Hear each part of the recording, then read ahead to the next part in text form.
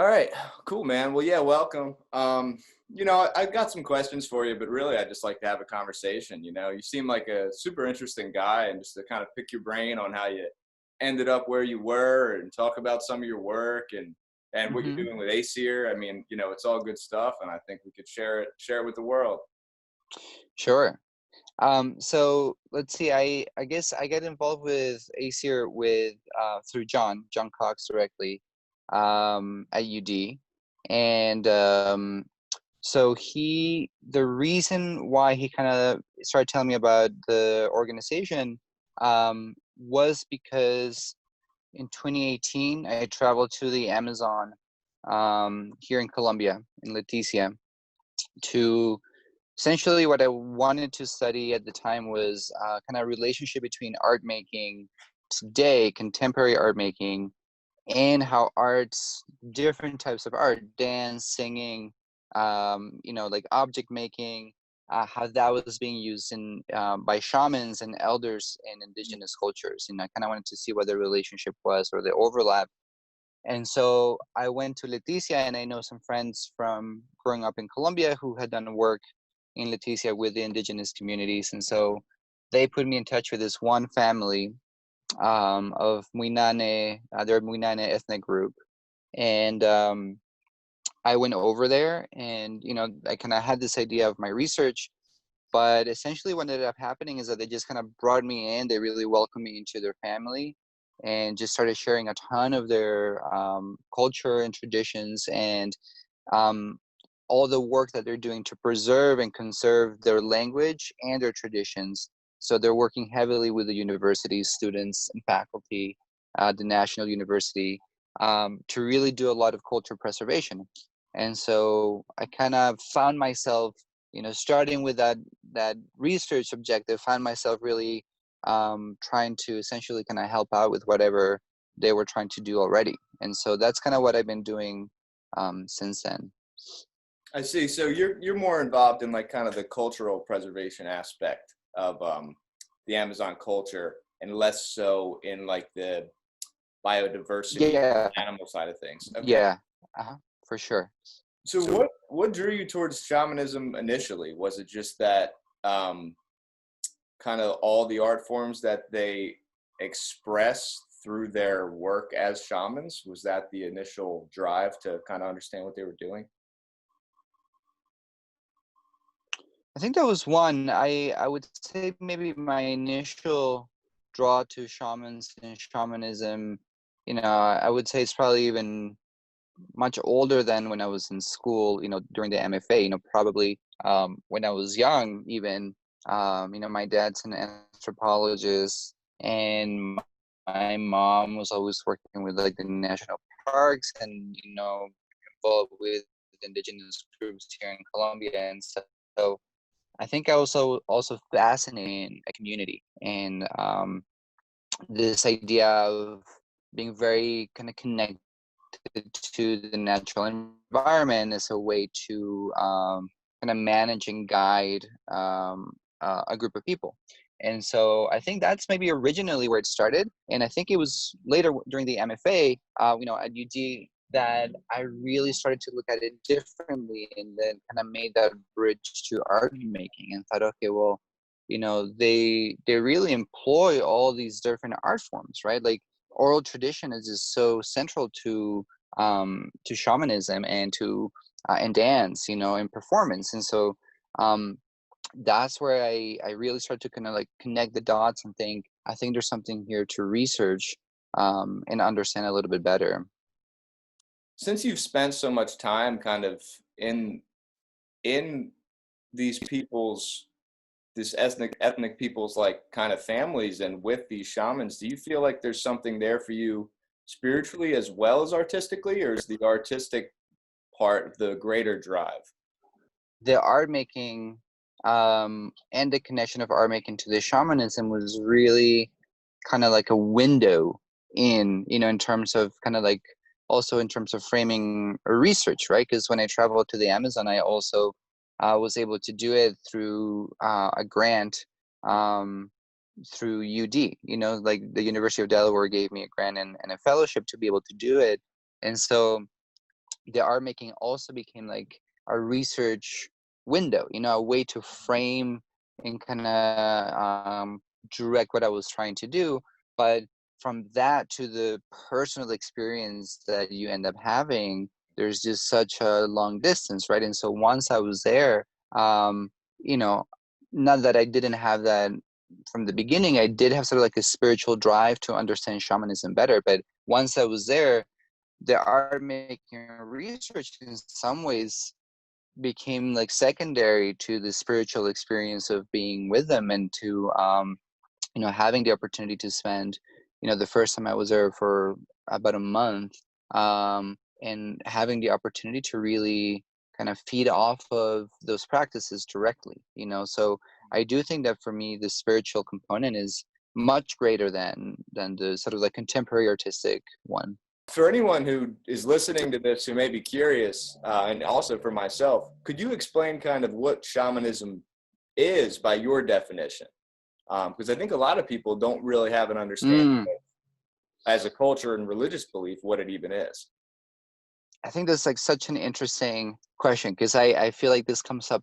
All the starting points for answering that question is to mention that um, the word shaman, the way that we use it so broadly, is something that most indigenous groups have, or all indigenous groups have, a very different word for what we start to call a shaman. And so, for example, um, in the Amazon where I was, they don't really refer to their elders and to the medicine people as shamans. They refer to most of them as elders, right? Like initially, and then they have different names if it's somebody who's kind of focused in medicine, or somebody who's focused even in politics to a certain extent. So when I start to piece all these things together, the way that I would define a shaman, the way that we use it, a shaman to me is it's a guide, a cultural guide that deals with kind of bridging um, the sort of like the physical world and the world beyond too, right? There's like a big spiritual component, and that's really, really key to shamans. Now, some of them might do it more through medicine, and which is sort of like the medicine people tends to be what most people think of when you say shaman, right? In the United States, in Canada, like North America, you say shaman and people are thinking medicine person. And many times they think medicine man, although we know that there are many women as well in different ethnic groups who have that role as well. And so for me, the shaman really has sort of this main function of being a guide and a bridge between, the physical world and their mythologies, their stories, the spiritual world, and they do it in many different ways. So what I saw in the Amazon, for example, and as well in Northern Colombia, I've also spent some time with the Arhuaco indigenous group here in Colombia. They're up in the Sierra Nevada. They call their elders, or their what we would call their shamans, they call them mamos, and they don't only play this kind of spiritual bridge role, but they have a heavy hand in the politics of what goes with their group and in relationship to even the government, right? They have a big heavy hand in that. They're sort of like the wise elders that all sorts of different fields of the culture will go to to seek advice from. And so I think the role is very, very wide. I think it does include medicine as a central role. So I don't think this idea of the medicine person being part of what the shaman does is misguided in any way. I think there's a reason why most people think of medicine people when you say shaman, because it is a huge component, but it's not the only thing. They wear many hats, but they're just central figures in their cultures. So they're like community leaders in a lot of ways, and almost always elders, it sounds like too. Is there, when it comes to selecting kind of a shaman in the cultures that you've experienced, and I'll use shaman just because I don't know the words for all the ethnic groups titles, but do they choose a person as a child and kind of rear them into that position, or does it come later? In the Amazon, what I was able to see in the family that I was with is that it wasn't necessarily the oldest or anything like that, but somebody who just, from birth, almost from birth, they already are kind of expected to take on that role and are Mhm. groomed throughout their lifetimes. Um, in Northern Colombia with the Arhuaco, it's a lineage thing, right? So Uh, you kind of you have to come down from a lineage of shamans or mamos in this case, to become one. And it's also from birth, right? So you're born, the shamans are the ones who take care of the births, and at birth, or maybe, like in the days or weeks thereafter, they will give you a name, and then they will say, okay, this is your name, and this is the line of work that this child will have to follow.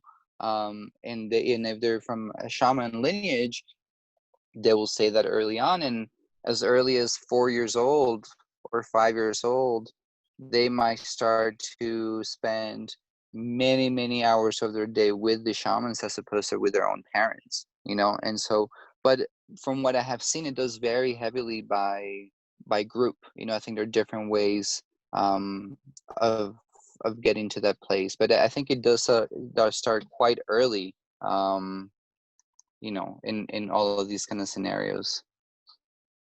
and I guess kind of leading off of that, to talk, I'd really like to know about you as an artist, and I think everyone else would too.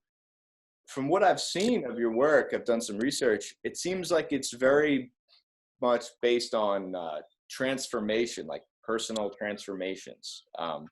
And correct me if I'm wrong there, but that's kind of what I took away.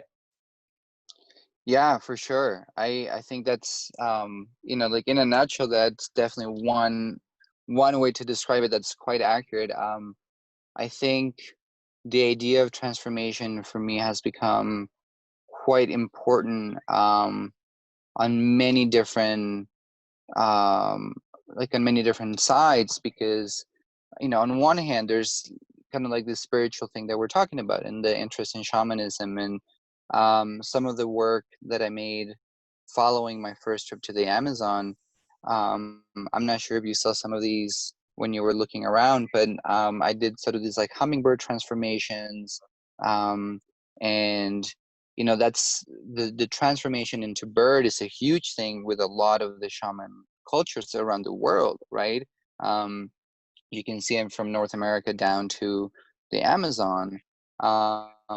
Here, the idea of transforming into the bird, and this is obviously, as you know from having been with indigenous cultures, you know that all of these answers for them would seem like, you know, completely like on the surface, right? Mhm. Anytime I asked them a question about anything, it was maybe like a 4 or 5 hour conversation to answer the one question, right? So these are just kind of like quick answers to this, but um, a quick kind of summaries just so we can kind of follow along. But this idea of transforming into the bird, by and large, is a concept of reaching other higher levels of consciousness and of kind of spiritual realms, right? So the bird, because it flies, it symbolizes this idea of traveling to higher realms of consciousness, and so it is very important in a lot of different groups. And I've always kind of found that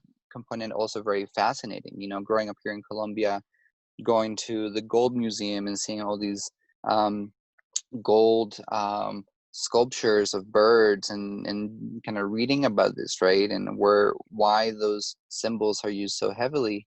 And so after being here, I wanted to kind of work in a personal way and kind of work within myself and try to tap into some of these ideas of transformation. And I wanted to work with the hummingbird, particularly. And so I started to kind of my work, and also consciously I wanted to kind of tap into them more. So there's that type of transformation, and then some of the other work that I've been doing maybe has more of a, let's say, like maybe political angle, you know. So I had another piece that was called Autorretrato Colombiano American Self-Portrait, um, Mm. which was sort of this idea of playing multiple, um, you know, like looks and ways that people might read my nationality or, you know, just like my ethnicity. And so I wanted to just blur those lines and create all these different personas that were not costumes, but were different versions of myself. So, you know, for that project, I grew my beard and grew my hair over several months. So I had the most hair I could get on my face and on my head and create a look. And then from there, started kind of tapering my, you know, kind of tweaking with my hair, my facial hair in my head, to create different versions of who I could be, you know, what I could look like and how people would read me differently. And clothing, postures, things like that. And so that's a different type of transformation, right? That's really like more of this cultural ambiguity when it comes more to nationality and immigration and things like that. Um, and then we can even look at it from another perspective, just like the material perspective of working, the physicalness of working with whether it's sculpture or film. You know, all of most of those films that I have on there are actually shot on either 16 millimeter or Super 8. And the reason for that is that I really like the physicality of the celluloid, right? Like being able to hold the film and paint on it and scratch on it.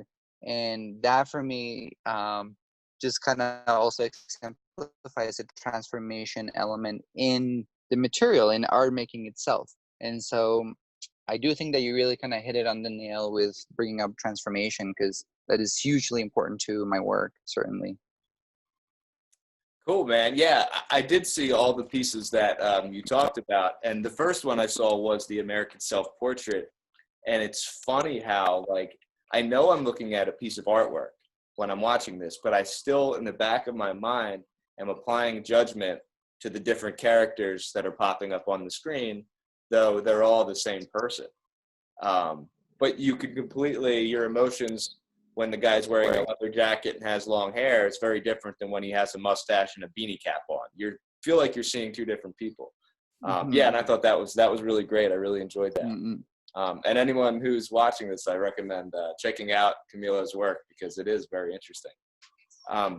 So yeah, man, so you're such an interesting guy. I'd like to know how kind of your story led you to going to UD and then from there receiving grants that allowed you to go into the Amazon and really explore, you know, personal transformation and preserving indigenous culture, because I think a lot of people are interested in doing something so meaningful as that, but kind of don't know how to bridge that gap and get started, you know? I think a lot of people would be interested to know how you were able to, you know, go to the University of Delaware, and then I know you another school, receive these grants that allowed you to travel into Colombia to kind of have that personal exploration and also the preservation of native cultures. You know, I think a lot of people would like to do something so meaningful and personal, but kind of don't know how to get started, you know? So could you touch on that, you For know, sure. how your story Yeah, led yeah, that direction? absolutely. Absolutely. I think, you know, I would definitely start by being very transparent and thankful to faculty, just advisors and other folks, both at University of Delaware and before, who always were very encouraging of the ideas that I had. That sometimes you're like, oh, I wanna look into the connection between shamanism and art, and some people are like, their eyes are spinning. They're like, I don't know what you're talking about. Like, what Mm. is this thing, right? And so having teachers who are like, oh, that actually sounds interesting, and believe it or not, there are ways that you can do more research, right? There are more ways that you can get funding or support for this. So I think the first thing that I would say is, you know, like, trust your crazy ideas and trust that there is someone out there who also has some crazy ideas who may be able to support you in doing them. whatever your crazy idea is, I think is just worth examining, and as far as you can take it. I think then there's also sort of like the research element. You got to put in some work and see what's out there, see what grants are actually out there and being offered. I was pretty lucky at the University of Delaware that, from other students who had been there before that I knew, and who had known about these programs, and also again faculty who kind of pointed to them. There were these amazing programs. There were two things that I received to be able to go to the Amazon. One of them was a fellowship. It's called the Delphi Fellowship, and that's from the Center for Material Cultural Studies at the University of Delaware. And then there was the College of Arts and Sciences, after the Delphi, modeled a travel grant for research. And so, I was also lucky in the sense that those were already within the school that I was at. And so, it was a little bit of a shorter distance to learn about them, to show up to these meetings and ask questions and say, hey, does my research fit into what your grant is designed to cover, right? Which is sort of the other component, sort of like finding the fit. There are many grants out there, and sometimes they really don't match what you're trying to do. And that's where I'm saying, like, really looking for something that does match what you're trying to get out of it. And I think the last component is really, I think this may be one of the trickiest ones, but it's finding the language to communicate your idea in a way that fits a grant proposal. I had, to do many different drafts, and I feel like where I stand now, I have a much better understanding and a much better hold on, what language I'm supposed to use if I'm actually applying for a grant. What are the things that the grantees or the granting institutions are looking for?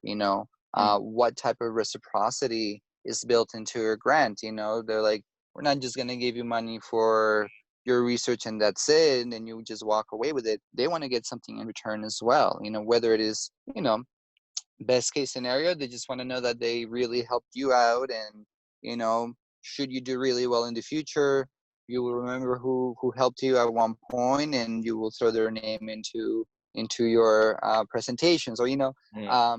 or they may actually want some very concrete things. They're like, okay, no, when you come back, you need to present at this place or at this place. So I think it's really important to understand sort of the language that you have with that granting institution, or whether it's a particular donor, or whoever is kind of putting down the pot of money for you to be able to do your work.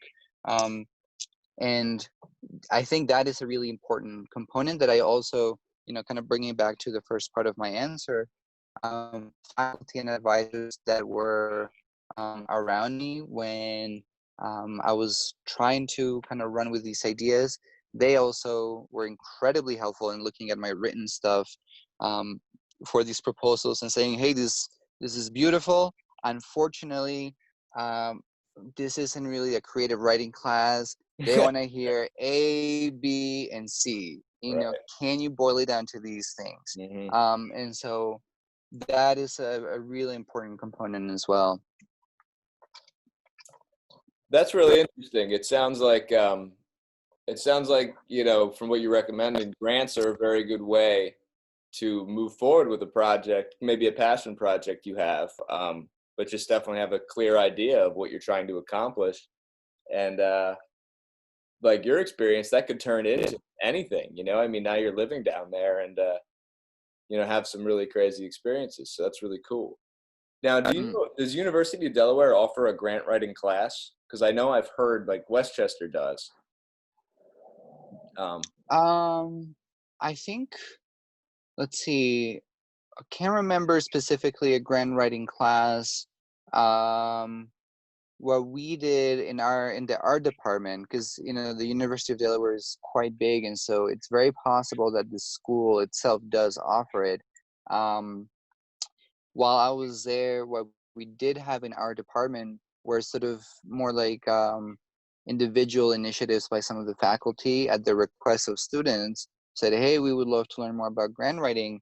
And, like the said, okay, well, I can put together a workshop and I can do, we can do 4 sessions on grant writing or something like that. So, Well, no, that's a really good answer. I mean, workshops or anything to kind of get educated with the grant writing process sounds like a good thing for somebody who's following a similar path to yourself. Could you speak a little bit, you've kind of explained your story well, about ACEER and any involvement you've had with them in cultural preservation, or, I don't know how long you've been on the fellow program, but, I'd like to hear about that. Well, I've been emerging fellow since the beginning of 2020, when John kind of reached out to me and was interested in what I had been doing in the Amazon. And so, I guess I would say that in that way I'm pretty new to it, right? And sort of like what it means to be a fellow and a conservation fellow. And early on looking at the other fellows who are very directly working with flora and fauna conservation. They're biologists, right? They're scientists. Um, I was like, okay, well, how do I fit into this whole mix? Sorry, I got Right. all these buses going next to me right now.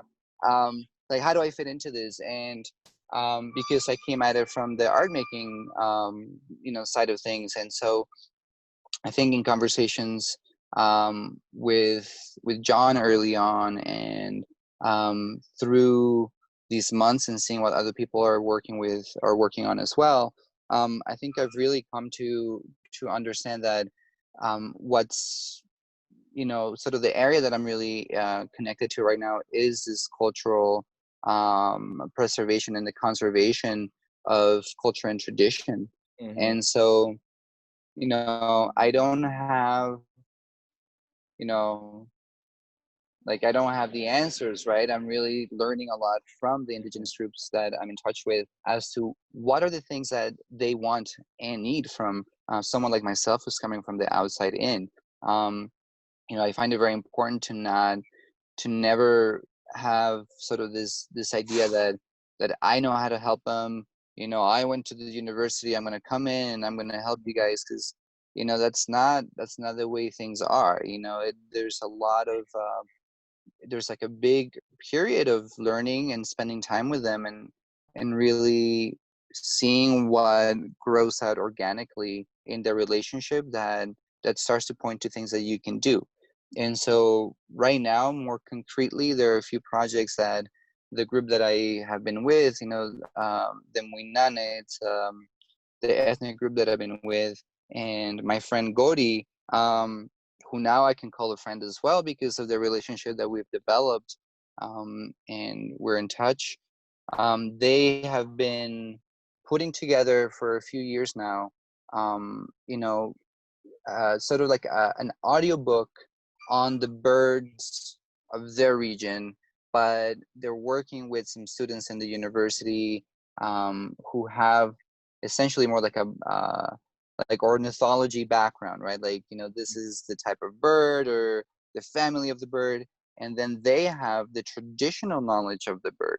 What does this bird represent to them? How does this bird how can it signify different things in their community, maybe related to medicine as well.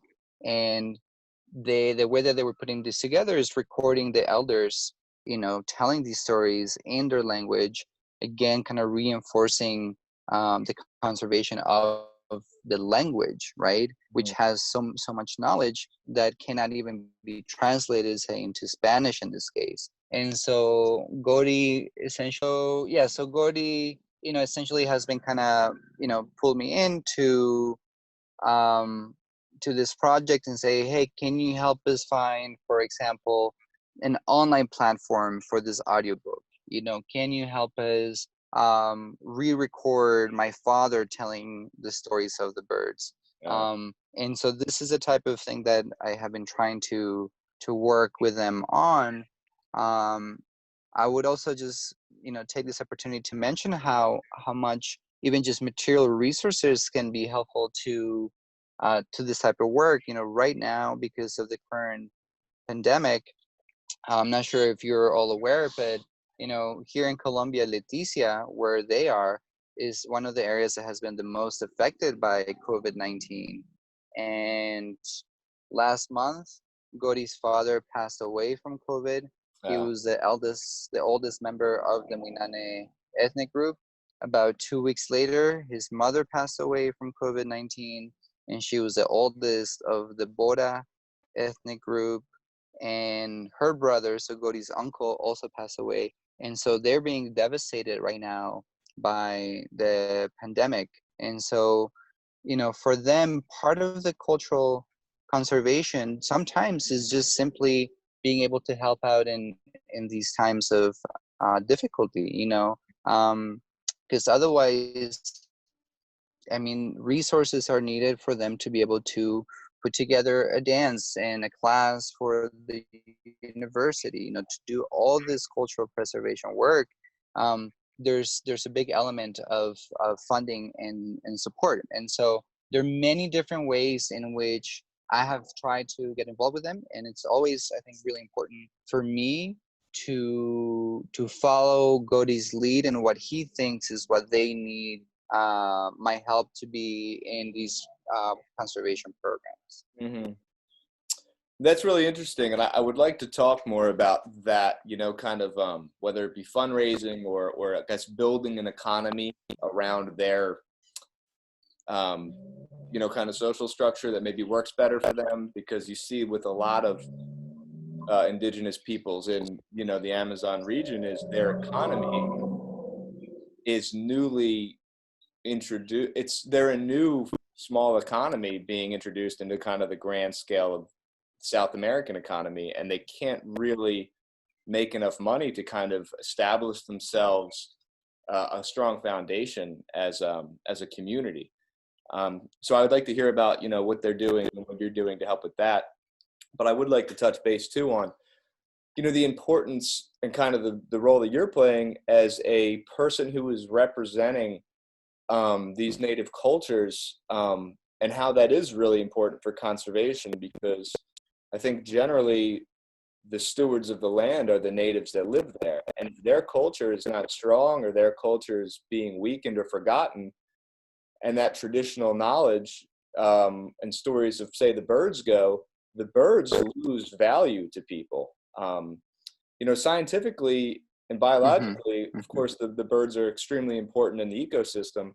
But if people don't have kind of an emotional or spiritual connection to that bird is not going to be as fought for or protected. So I just think it's really important, like you're saying, to preserve traditional knowledge and the traditional cultures based around preserving the biodiversity as well, because they are interconnected. Well, so I think, I mean, the first part of that, in terms of, like funding or, financial support and things like that,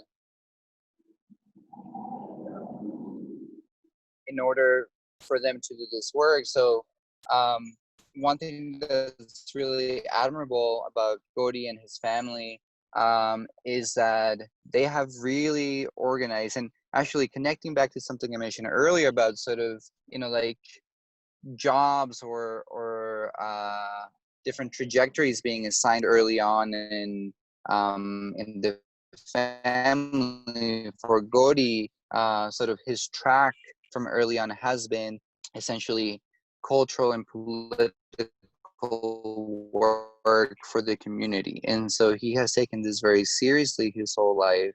And so he really and then goes out to the universities, reaches out to, cultural organizations in Colombia and says, hey, listen, we are um, an ethnic group that's growing smaller every day.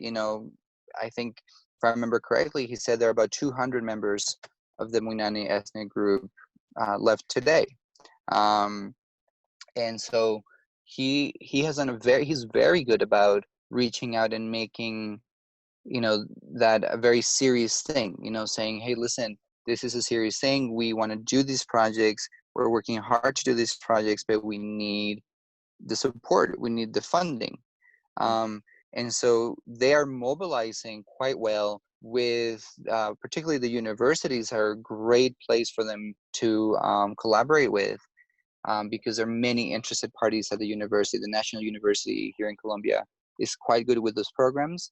And with all of the problems that Colombia may have, and lack of funding for so many things, they actually spend a fair amount of money on cultural projects, and so there are different initiatives that are willing to give money to some of these projects. And so that would be like kind of number one in terms of how are they mobilizing to get these things done. And also the way that I kind of fit into this is in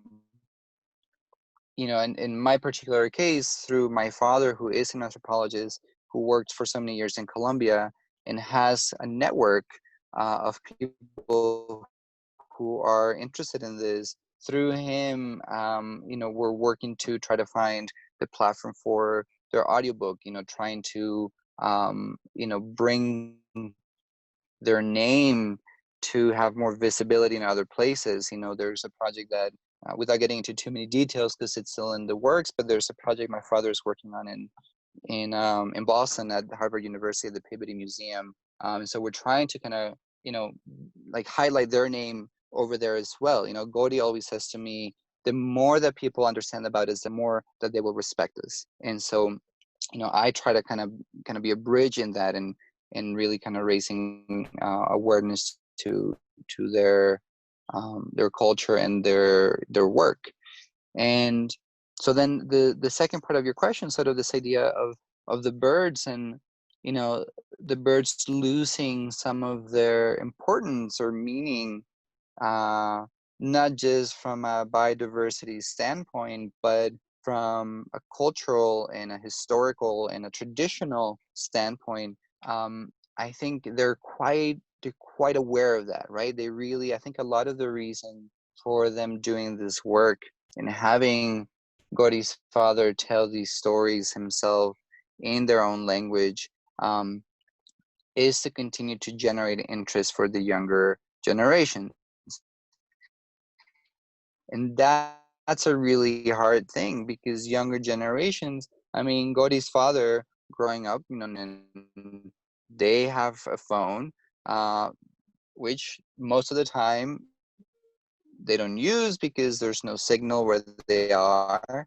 But they do need it. They do need it because they now are part of an economy where they need to make money. They need to find a job in the city sometimes, to have an income, whereas, several generations back, that was not a thing they needed. Everything was traded with neighboring ethnic groups. Now there's like the money, the currency that we all use has kind of infiltrated their system as well, and so they need to make a buck too.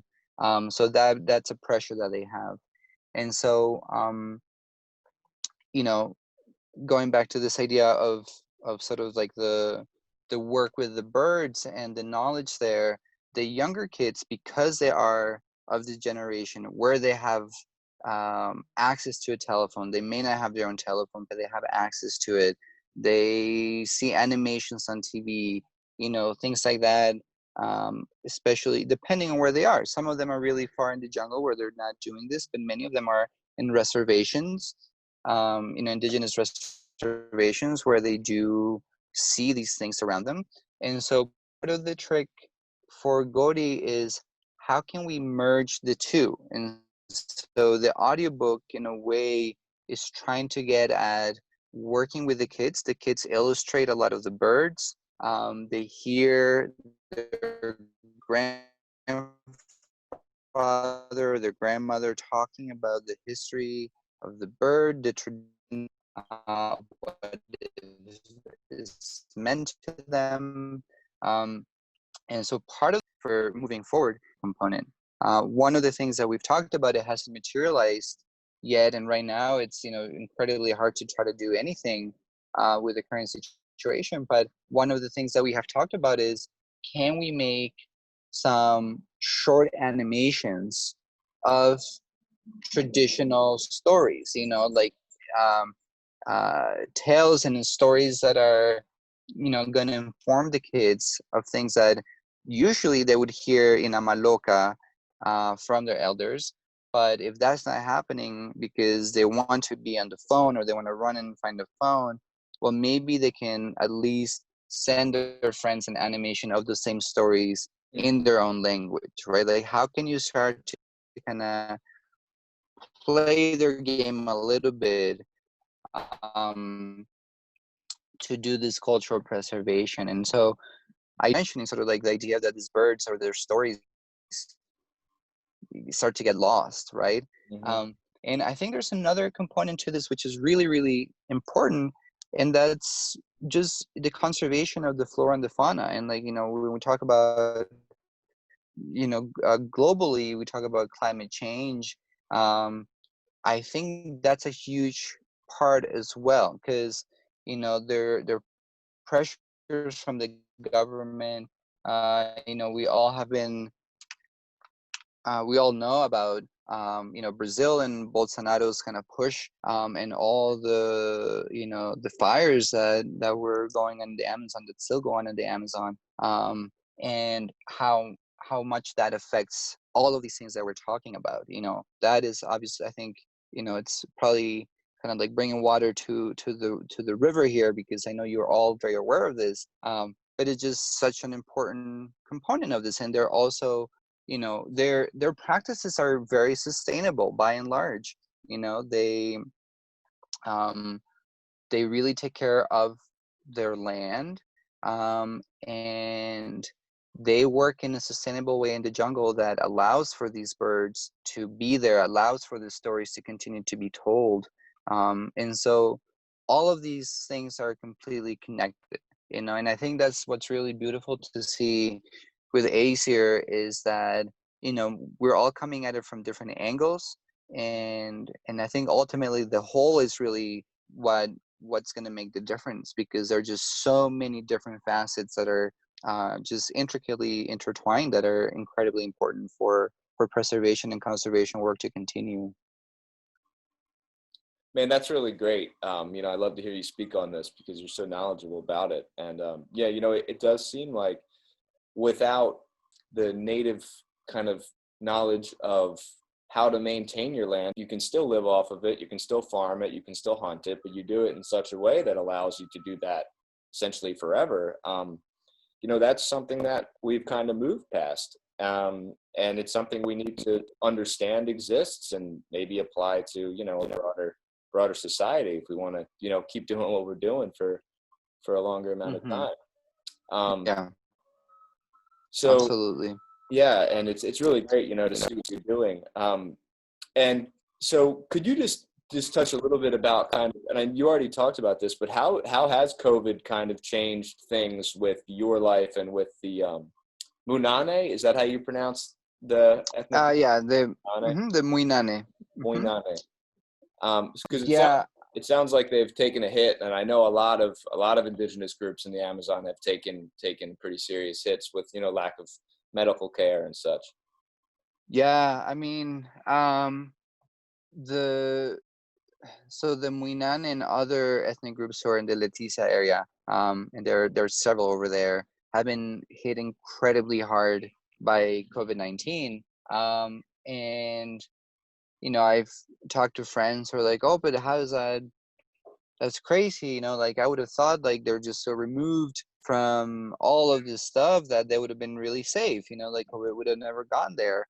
Um, but I have to remind them that, again, they are part of our global economy now too. They have to use pesos here. They have to buy things, and to make that money, you know, they do many different things, including doing tourism. You know, doing tourism, bringing tourists in and showing them birds, kind of connecting their traditional stories, again, to an economy, and saying, okay, well, we can do these tours with tourism, and at the same time tell people about our knowledge of the birds, right? And so they do this, and they receive a lot of people. You know, Godi's family, Godi himself in particular, is receiving a lot of people, and I know many others there do.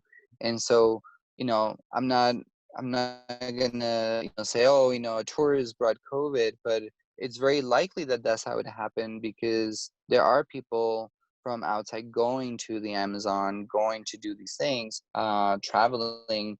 And I think it's worth mentioning that I think there's a really important component of intentionality when you go into indigenous cultures. Like, what are your intentions going in? Uh, or are you just another tourist who wants to like do ayahuasca because you've already done all the other hallucinogenics that you could get your hands on, Right. and so now you got to try the next thing.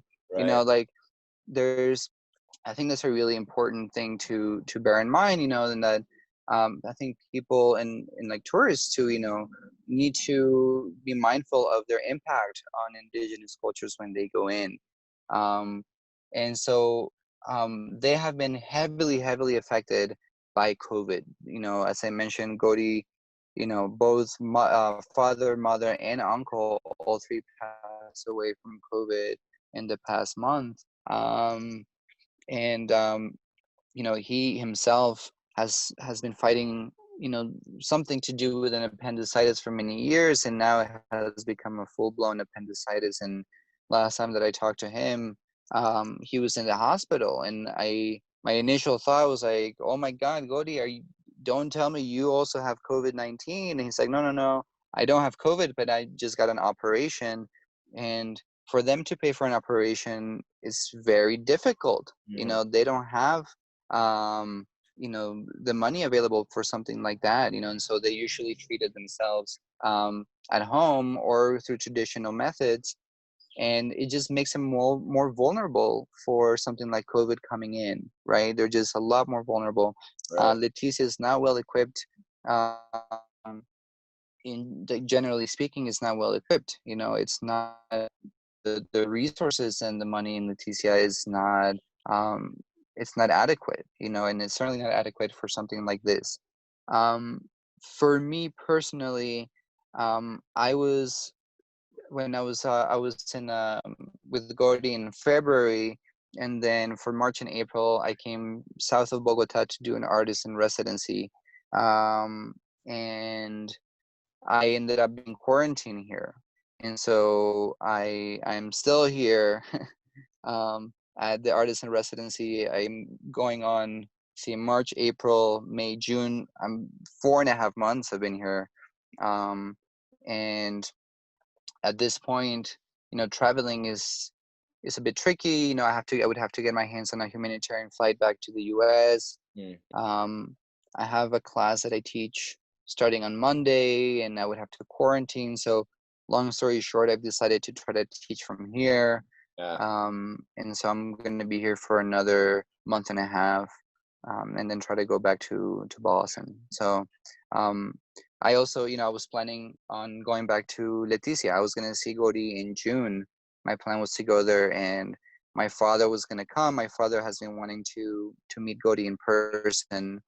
Again, he's got this project about the Amazon with the Peabody Museum, and so he wanted to come, and I really wanted to use sort of my position and traveling and meeting Godi and his family for all these things we've been talking about, to raise awareness to what they're doing. And so that was part of the plan, bringing my father there for them to meet and talk about this project at the Peabody. And unfortunately, that was not able to happen, because of the pandemic.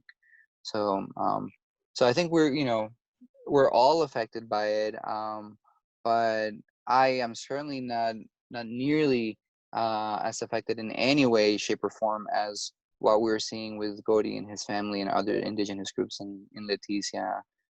And I know that in Brazil as well is quite horrible. But yeah, it's so important to remember that there's other peoples that are extra, kind of susceptible and to things like this, and including, a lot of environmental issues are kind of being forgotten about now. So it's just keep carrying that torch and pushing that message of cultural conservation and how it relates to ecological conservation and how we're all kind of on this boat together. Yeah, is there anything else you'd kind of like to leave off? You've done such a good job in answering all my questions. Was there any advice that you have for anybody that kind of wants to help out, or any ending remarks? Now's your time to tell the world. Well, I think, the one thing that I would like to highlight is the impact that can be done when people come together to work on something together, as a team. And like I mentioned before, I'm coming at it from a different angle than many of you are. But I think that just kind of enriches the larger mission and the larger kind of actions that we can take for conservation. And I would also say that, again, like, trust your crazy ideas and your intuition.